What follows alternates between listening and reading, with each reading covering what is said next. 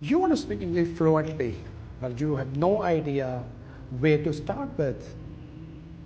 Lot of people जो मेरे पास आते हैं मेरे स्टूडेंट्स मुझसे पूछते हैं सर हम फर इंग्लिश बोलना चाहते हैं उसके लिए मैं कोई फार्मूला बता दीजिए कोई टिप्स एंड ट्रिक्स बता दीजिए तो मैं बहुत सिंपल सी दो बातें करता हूँ।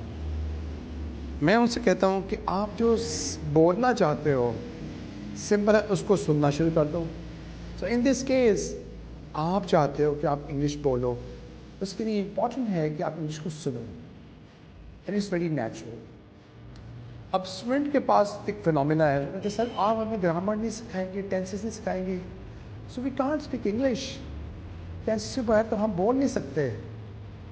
But then I ask them and I remind them कि अगर आप अपनी लाइफ का जायज़ा लें तो आपने अपनी कौमी ज़ुबान या मदर टंग को कैसे सीखी? क्या उसके टेंसेस नहीं थे, उसके ज़माने नहीं थे? देन दे रियलाइज़ कि हाँ हमने तो वो नेचुरल अंदाज से सीखी है, हम अपने माहौल से हमने सीखी। This is the exact pattern that I use in my class and I teach my students. We do English. We don't teach English, we do English in the class. So once you start learning language in a natural manner and you do not become parrot, जिसे हम रट्टा मारना कहते हैं, so then you become a real good and natural speaker.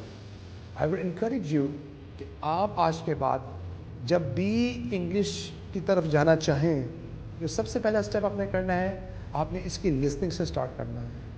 वो क्या कहते हैं good listeners are good speakers. So equation is very simple.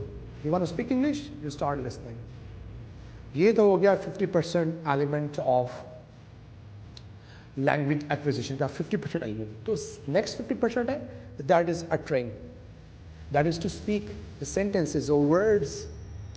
Remember कभी भी ये बोलना आपको एकदम से नहीं आएगा, इसके लिए आपको 2 से 3 बार का अवसर चाहिए होगा। आपने करना क्या है, आपने करना ये है कि आपने you have to find for yourself such opportunities जहाँ पे आप इंग्लिश का इस्तेमाल कर सकें। Remember there is no right और wrong English, there is only English. मसला इंग्लिश नहीं है, मसला इंग्लिश बोलने का है। उसके लिए आपने अपनी हेजिटेशन को दूर करना है और सिर्फ उसको बोलना है।